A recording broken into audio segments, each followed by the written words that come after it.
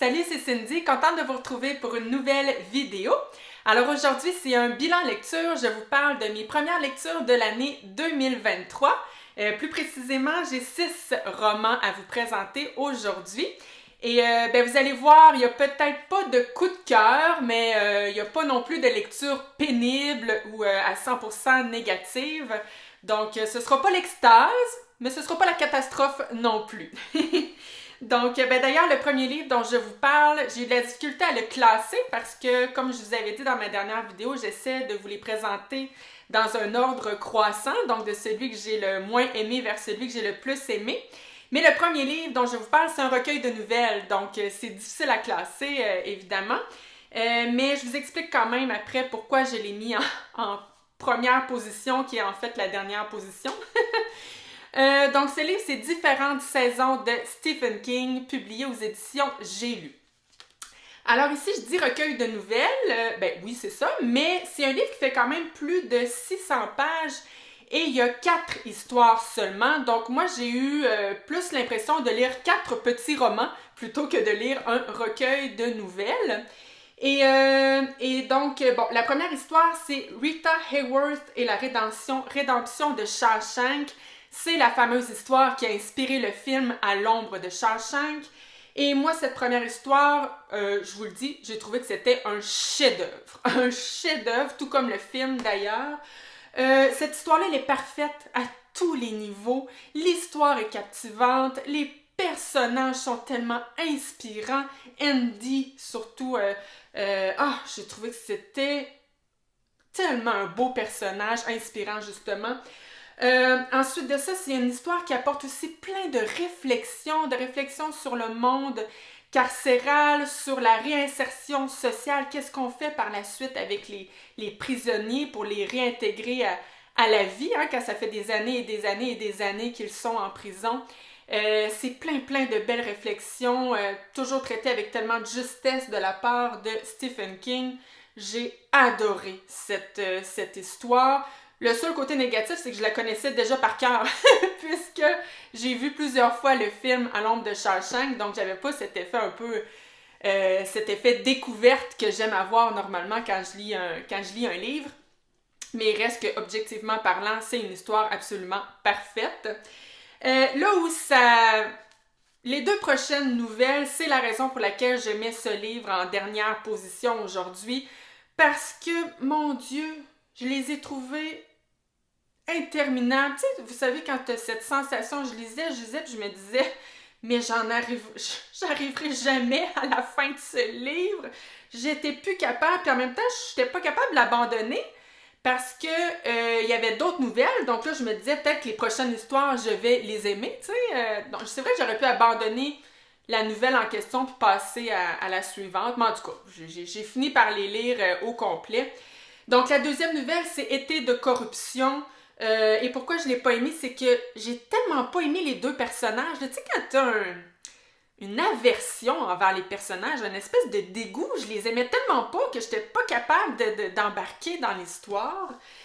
La troisième histoire s'intitule L'automne de l'innocence. Et là, c'est le contraire. J'aimais les personnages. On était avec une gang de jeunes qui m'ont un peu rappelé ça. L'autre livre de Stephen King qui fait partie de pas mal dans ses classiques, hein, ça. Mais dans ce cas-ci, même si j'aimais les personnages, j'ai pas aimé l'histoire. Assez que je serais même pas capable de vous faire un résumé de ce qui se passe dans cette histoire-là, tellement mon intérêt était pas là. Et finalement, la dernière histoire, je l'ai adorée. Ça s'appelle La méthode respiratoire. Et cette dernière histoire, je l'ai trouvée extrêmement originale. D'ailleurs, c'est pas pour rien qu'elle s'appelle La méthode respiratoire parce que on nous parle justement de cette méthode qu'on apprend aux femmes pour réduire les douleurs lors de l'accouchement. Et puis la fin, justement, est en lien avec la méthode respiratoire, puis c'est vraiment original. J'ai adoré cette histoire. Puis on nous parle aussi, vous savez, des femmes célibataires qui étaient enceintes dans les années, si je me souviens bien, on est dans les années 50 à peu près. Donc, c'était très mal vu, une femme célibataire enceinte. Et là aussi, j'ai aimé l'aspect historique que nous amène Stephen King avec cette histoire. Donc voilà, j'ai eu 2 nouvelles que j'ai beaucoup aimées, puis les deux autres, je les ai trouvées, je vous le dis, là, pénibles. Et d'ailleurs, les 2 que j'ai trouvées pénibles, c'est celles qui sont les plus longues dans le livre, donc ça aussi, ça joue sur mon avis. Mais c'est sûr que c'était personnel, hein. Je suis sûre que les 4 sont très bien écrits, donc je ne doute pas que certaines personnes pourront apprécier l'histoire 2 et 3. C'est vraiment juste moi qui n'y a vu aucun intérêt, mais c'est personnel. Donc voilà. Le prochain livre, ben écoutez, j'avais envie d'essayer, je pense pour la première fois de ma vie. Il me semble que j'ai jamais lu de Cozy Mystery avant. Et là, quand on pense à Cozy Mystery, en tout cas moi personnellement, je pense à MC Beaton. Donc, c'est une des autrices vraiment les plus connues, je pense, dans le genre Cozy Mystery. Alors, j'ai arrêté mon choix sur la première enquête de Hamish Macbeth. Alors, ce livre, c'est Qui prend la mouche, publié chez Albin Michel. Alors ici, on est en Écosse, en plein stage de pêche, c'est-à-dire que c'est un couple qui possède une auberge et ils invitent justement des gens à venir séjourner dans leur auberge et pendant ce séjour, ben, ils offrent des cours de pêche. Donc voilà, on va être avec, mon Dieu, je me souviens plus combien de personnages, mais il y a à peu près 10 personnes à peu près qui viennent de plein d'endroits différents et qui se retrouvent dans ce stage de pêche. Et il va y avoir une de ces personnes qui va mourir, qui va être tuée en fait, et Hamish Macbeth va enquêter sur ce meurtre. Alors ici, ben, je savais dans quel pied... voyons, j'ai de la misère avec mes... Je me souviens plus de l'expression. Ça a comme tout d'un coup, j'ai fait, voyons, c'est quoi dans l'expression? Je savais dans quel pied... Voyons! Ah! J'ai ça quand ça fait ça! Je me souviens plus de l'expression. Je savais dans quoi je m'embarquais. On va changer d'expression.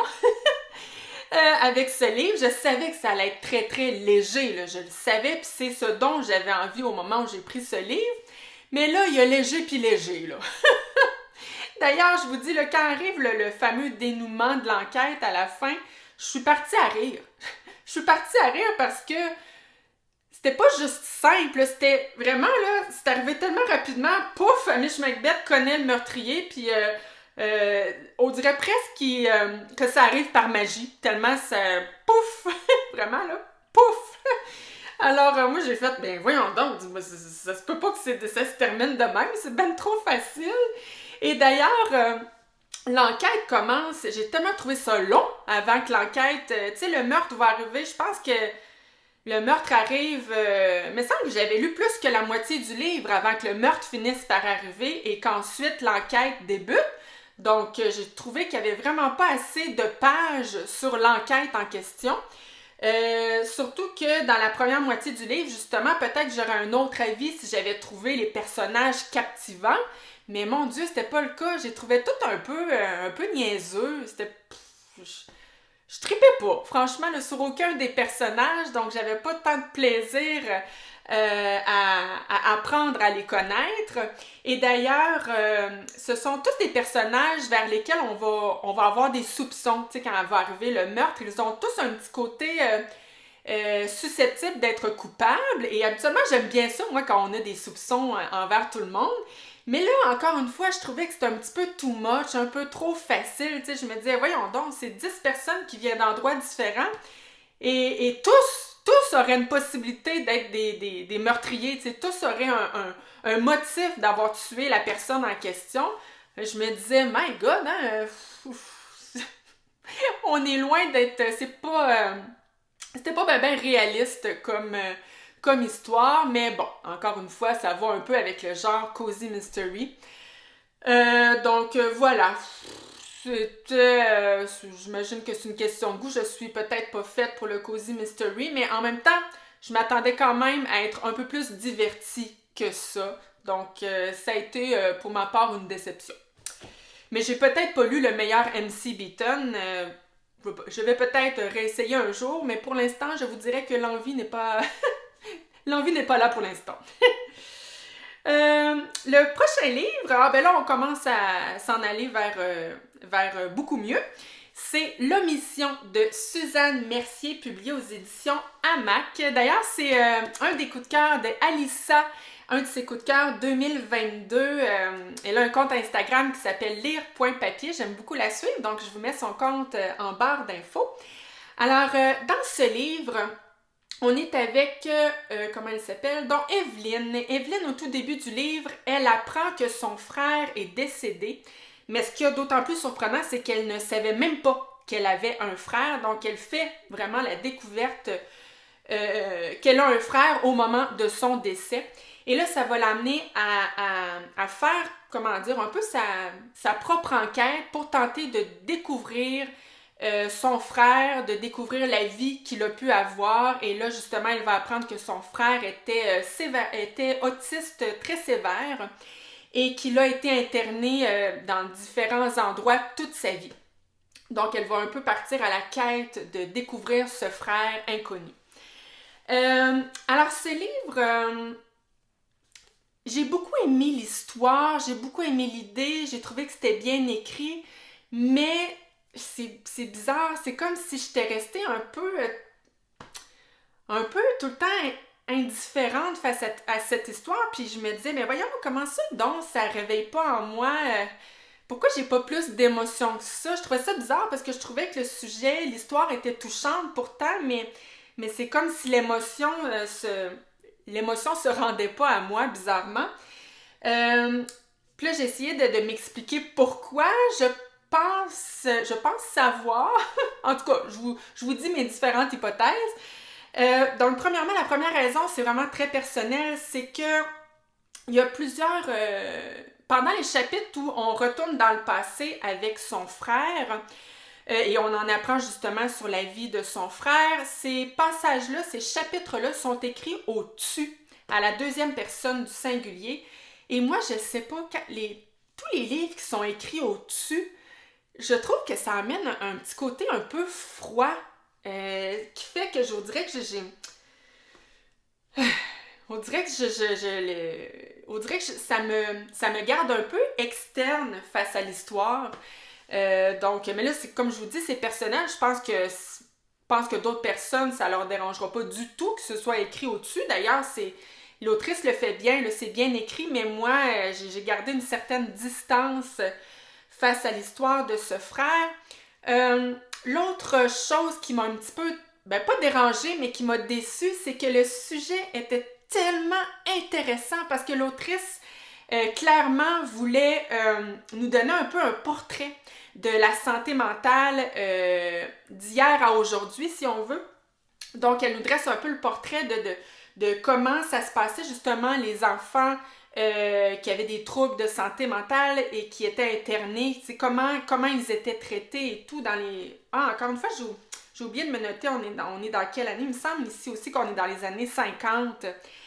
Et je trouvais ça tellement intéressant comme sujet, mais j'ai trouvé qu'on le survolait seulement. Tu sais, je trouvais qu'on aurait pu en mettre beaucoup plus que ça, tu sais. Mais c'est ça. C'est encore une fois, c'est à mon goût, à moi. Et dernière chose qui m'a dérangée un peu, c'est que je trouvais que parfois, il y avait des passages qui étaient complètement inutiles et qui ne servaient tellement pas à l'histoire. Comme par exemple, parfois, on va nous parler de la relation qu'a Evelyne avec un homme qui s'appelle Benoît. Donc, j'ai cru comprendre qu'elle avait un peu une difficulté à s'embarquer dans une relation avec lui, mais je me suis dit, mais pourquoi qu'on nous parle de ça? Je trouvais tellement pas que ça servait à l'histoire. J'aurais justement éliminé ces passages-là pour nous mettre plus de détails sur le côté historique, comme je vous disais tantôt. Donc, voilà, mais tu sais, c'est loin d'être une lecture pénible. J'ai quand même passé un bon moment et d'ailleurs, la fin est excellente. Vraiment, la fin m'a surprise et m'a un peu secouée. Je me suis un peu sentie comme si je lisais un thriller alors que ce livre-là n'est pas du tout un thriller, mais la fin m'a un peu fait sentir comme ça. Donc, franchement, même si pour moi, c'est un peu mitigé comme avis, c'est quand même un livre que je vous recommande. Le prochain livre, là vous allez voir que ça fait drôle de lire ce livre-là en plein mois de janvier. Pieds nus de Eileen Hildebrand, publié chez Le Livre de Poche. Donc, comme vous pouvez voir, c'est une couverture très estivale, mais je sais pas, j'avais envie de ça au début de l'année. Alors, ici, on est avec trois femmes qui en sont dans leur vie. En fait, ça va vraiment pas bien pour aucune d'elles. Premièrement, on a Vicky qui vient d'apprendre qu'elle a le cancer des poumons.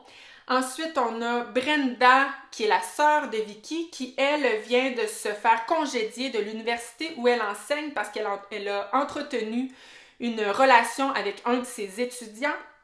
Et finalement, on a Mélanie, qui est l'amie de Vicky. Mélanie, elle, ça fait des années et des années et des années qu'elle tente de tomber enceinte. Et là, elle tombe enceinte enfin, mais au même moment, elle apprend que son mari la trompe avec une autre femme. Donc, ça va mal pour nos trois madames. Et donc, ces trois femmes en question vont décider de mettre un peu leur vie de côté et de partir pour un été à Nantucket, dans le chalet familial. Et là, elles vont entre autres faire la rencontre de Josh Flynn, un jeune homme qui habite à Nantucket, et il va un peu changer la vie de ces trois femmes. Bon, ce livre-là, ça c'est le genre de livre que je suis consciente qu'il a plusieurs défauts. Je suis consciente qu'on est vraiment très loin du chef-d'œuvre, mais je serais vraiment menteuse de vous dire que je n'ai pas eu de plaisir à lire ce livre. Parce que oui, j'ai eu du plaisir à lire ce livre, et il fait plus de 600 pages, mais j'ai trouvé que ça se lisait tellement tout seul, là. Ah, j'étais toujours contente de le retrouver, honnêtement.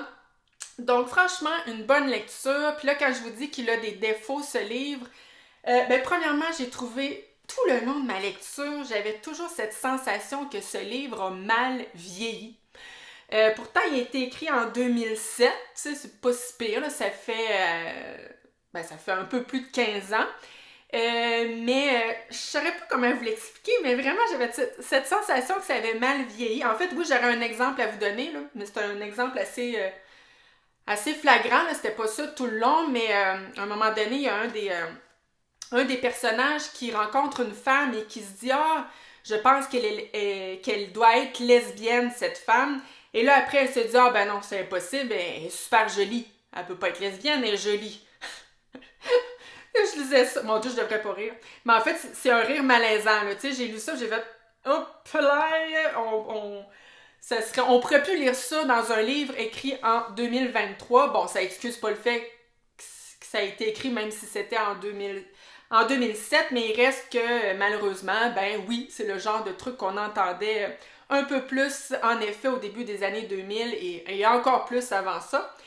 Mais comme je vous dis, là, c'est un exemple plutôt flagrant, là, c'est pas intense de même tout le long, là, mais il reste que j'ai eu une sensation que ouais, ça avait pas bien traversé le temps ce livre. Et l'autre défaut, c'est que nos trois personnages ne sont pas attachantes. C'est pas toujours grave, hein? Des fois, il y a des livres que je lis puis les personnages sont pas attachants, mais ça dérange pas.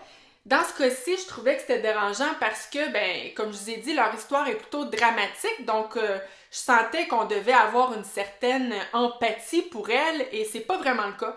Justement parce qu'elles n'ont pas une personnalité attachante.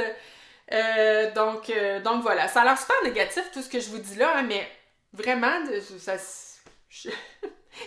vraiment j'ai aimé lire ce livre. Mais pourquoi, je sais pas.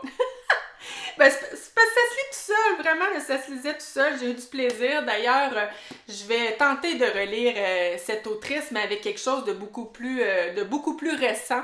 On verra ce que ça va donner, mais voilà mon avis pour ce livre. Ensuite, le prochain livre, c'est un livre que j'ai eu le grand plaisir de lire en lecture commune avec Isabelle, que je salue d'ailleurs. Bonjour Isabelle. Alors, j'ai lu Esprit d'hiver de Laura Kashishki, publié... Ouais, c'est la première fois que je voyais cette maison d'édition, publiée chez Christian Bourgeois Éditeur. Alors ici, on est avec Holly, le matin de Noël. En fait, on est avec Holly, son mari et leur fille Tatiana. Mais le mari va partir très très tôt le matin pour aller chercher ses parents à l'aéroport parce qu'en effet, Holly invite la famille ainsi que des amis à un repas de Noël. Mais là, en fait, il va y avoir une tempête incroyable et tous les invités vont se décommander. Donc, on se retrouve seul avec Holly et sa fille Tatiana.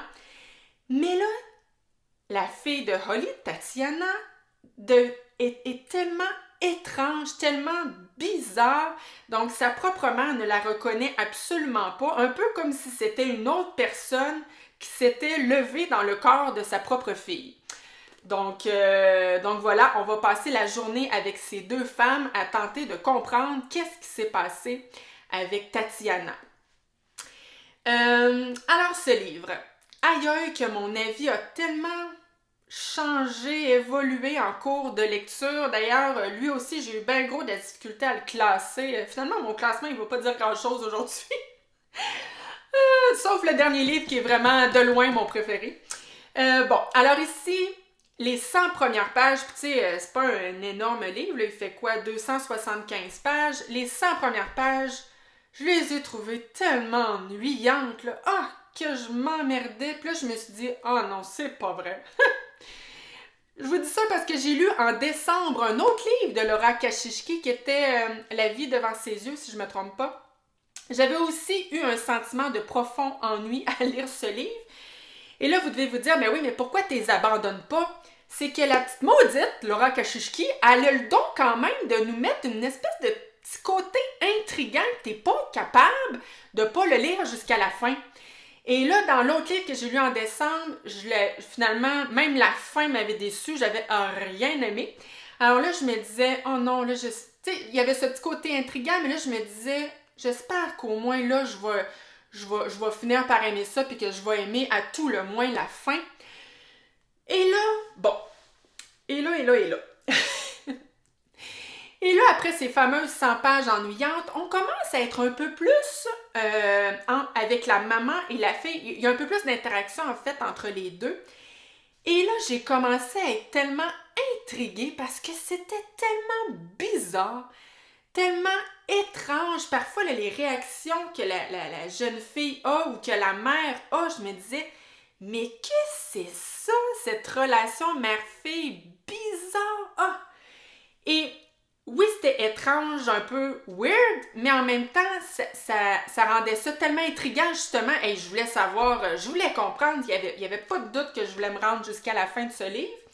Et là, quand je vous dis que mon avis a évolué, encore une fois, il a changé un petit peu en cours de route encore, parce que dans peut-être les 50 dernières pages, là, avant d'en arriver justement à la fin, et là, l'autrice se met à tourner en rond, puis il y a plein de répétitions. Puis là, je me disais, non, mais arrête, là. Clairement qu'elle voulait ajouter des pages à son livre, mais sérieux, là, elle sait que je trouvais ça quasiment insultant de me faire tourner en rond comme ça avant d'arriver à la toute fin. Et là, arrive la fin, et ça n'a pas été désastreux comme l'autre livre que j'avais lu en décembre, mais je vous dirais que j'ai qu'est-ce que je dis là? Une opinion plutôt mitigée sur la fin, c'est-à-dire qu'elle n'est pas mauvaise, elle est quand même surprenante dans ce sens où j'avais pas pensé à ça, mais est-ce qu'elle est impressionnante? Vraiment pas. Et quand je dis ça, elle est pas impressionnante, c'est que vous savez, parfois on lit des thrillers, puis on arrive à la fin, puis on se dit aïe aïe, wow, comment il a fait l'auteur pour réussir à m'emmener là? Tu sais, où je me dis, wow, un coup de maître de l'auteur, tu sais. Mais dans ce cas-ci, c'est vraiment pas ça. C'est-à-dire que j'ai bien vu c'était quoi l'idée de l'autrice, je l'ai tout à fait compris, là. Mais est-ce que c'était impressionnant? Non. C'est-à-dire que toute l'histoire aurait pu être emmenée complètement différemment, puis on aurait pu avoir exactement la même fin, puis ça aurait rien changé. Comprenez-vous ce que je veux dire? Donc voilà, j'ai pas été impressionnée, mais c'était pas mauvais non plus, tu sais. Fait que voilà, je savais pas où classer ce livre-là, mais comme je vous dis, il y a quand même eu un bon 100 pages où j'étais vraiment, vraiment, vraiment passionnée. Justement par le côté très étrange de l'histoire et des personnages. Donc j'ai eu un gros fun à lire ce livre pendant 100 pages. Puis tout le reste, c'est plus mitigé. Donc, c'est ça. Voilà. Maintenant, enfin, un livre où je vais être positive du début à la fin. Même si c'est pas un 5 étoiles, c'est pas un coup de cœur, mais vraiment, c'est une très très bonne lecture. Et ce livre, c'est L'oiseau moqueur de Walter Tevis, publié aux éditions Gallmeister. Alors ici, c'est une dystopie. qui m'ont un peu fait penser à 1984 de George Orwell. On est dans... Et ça va être dur à faire comme résumé. On est dans un... Je vais m'inspirer de la quatrième de couverture, tiens. On est dans un monde où... premièrement, où il y a des robots, hein, premièrement. Donc, vous comprenez qu'il y a un côté science-fiction. Et c'est vraiment les robots qui font tout, qui travaillent. Les humains ne travaillent pas. Les livres, les films et les sentiments sont interdits depuis des générations. Donc, les hommes et les femmes se laissent vivre en ingurgitant les tranquillisants fournis par le gouvernement. Et jusqu'au jour où Paul va apprendre à lire, en fait, grâce à un vieil enregistrement qu'il va découvrir un peu par hasard. Et donc, ça va complètement bouleverser sa vie d'apprendre à lire. Et l'autre chose qui va bouleverser sa vie, c'est qu'il va faire la rencontre de, comment qu'elle s'appelle donc? Mary Lou, qui est aussi une humaine. Une humaine qui est complètement rebelle, qui, elle, ne vit pas comme le gouvernement le veut. D'ailleurs, elle ne prend aucun des tranquillisants que tous les autres humains prennent. Et donc, elle aussi va un peu chambouler la vie de Paul. Et finalement, il y a des chapitres aussi où on est avec... comment il s'appelle donc? Spofford? Non, c'est pas ça. Oui, c'est ça. Non, c'est-tu Bentley ou Spofford? Qu'est-ce que je vous ai dit? Moi, c'est pas Paul. Ah, c'est parce que c'est Paul Bentley, c'est pour ça. Là, je suis mélangée dans les noms. On va l'appeler le robot, OK? Il y a des chapitres où on est avec le robot. Un robot qui est... Parce que les robots dans ce monde, il y a plusieurs types de robots. Lui, c'est vraiment le top des robots, le plus intelligent. Et donc ça aussi, je trouvais que c'était des chapitres qui étaient vraiment le fun de lire cette histoire, mais sous les yeux d'un robot. C'était compliqué comme résumé. Alors, ce que j'ai aimé de ce livre, c'est vraiment son côté immersif. Et ça, c'est l'écriture de Walter Tevis. Je trouve vraiment qu'il écrit bien cet auteur. J'avais aussi lu Le jeu de la dame, c'est pas l'année passée, je pense que c'est en 2021 qui avait été un gros coup de cœur pour moi. Et encore une fois, ici, c'était peut-être pas un coup de cœur comme je vous dis, mais c'était très bien écrit. C'était, oui, très lent, c'est pas une histoire dans laquelle il y a mille et un rebondissements, mais voilà, c'est immersif et vous savez comment j'aime ça, moi, me sentir là, dans un espèce d'univers avec les personnages. Et ce qui est cool avec ce livre, quand je vous disais que ça ressemble beaucoup à 1984, 1984 de George Orwell, en fait, moi, j'ai pas lu le roman, mais j'ai lu l'adaptation BD. C'est très, très noir, très, très sombre comme histoire. On voit tout le côté sombre de l'humanité, justement. Ici aussi, oui, on a ce côté sombre, mais on a aussi beaucoup, beaucoup de lumière, beaucoup, beaucoup d'espoir dans ce livre. Et c'est ce que j'ai particulièrement aimé, parce que juste à titre d'exemple, Paul va, à un moment donné, arrêter les médicaments. Et là, il va tout à coup commencer à avoir des émotions comme la colère, la tristesse. Et oui, c'est des émotions normalement qui sont vues comme des émotions négatives. Mais là, lui, il se dit, ouais, c'est négatif, mais tabarnouche, je me sens vivant. Je me sens vivant. Donc, je sais pas, j'avais cette impression de réapprendre à vivre à travers nos personnages qui étaient un peu endormis depuis des années et des années. L'autre chose aussi qui est merveilleux dans ce livre, c'est réapprendre. Dans le cas de nos personnages, ils apprennent à lire. Tu sais, juste la manière que décrit l'auteur quand nos personnages vont découvrir des livres et qu'ils les tâtent puis ils se disent « Mais qu'est-ce que c'est que ça? » tu sais. Ah, j'ai trouvé ça beau, justement, voir la lecture à travers les yeux de personnages qui la découvrent pour la première fois de leur vie. Tu sais, pour quelqu'un qui est passionné de lecture, j'ai trouvé que c'était vraiment beau à lire. Donc voilà, j'ai trouvé que c'était inspirant comme histoire. La fin est super belle aussi. Donc j'ai adoré ce livre. Le pourquoi c'est peut-être pas un coup de cœur ou un 5 étoiles, c'est qu'il m'a peut-être manqué un petit quelque chose de palpitant. J'ai rien contre moi les livres qui sont lents et immersifs, même que j'aime ça, mais là c'est comme si il m'avait peut-être manqué une petite affaire de palpitant. Voilà, j'ai pas d'autres mots pas d'autres mots à dire. C'est comme ça que je l'expliquerais, en fait. Donc, mais quand même, c'est vraiment une très bonne lecture, surtout si vous aimez les dystopies et les romans avec des robots. Je pense que c'est un livre qui pourrait grandement vous plaire. Alors, ben, c'est ce qui complète mon bilan lecture. Moi, je vous reviens dans 2 semaines. Cette fois-ci, ce sera un book haul parce que ben, ce serait le temps que je vous présente les livres que j'ai reçus à Noël ainsi que d'autres livres que je me suis procurés en usagé. Donc, en espérant vous retrouver dans 2 semaines, merci d'avoir été là aujourd'hui. Bye bye!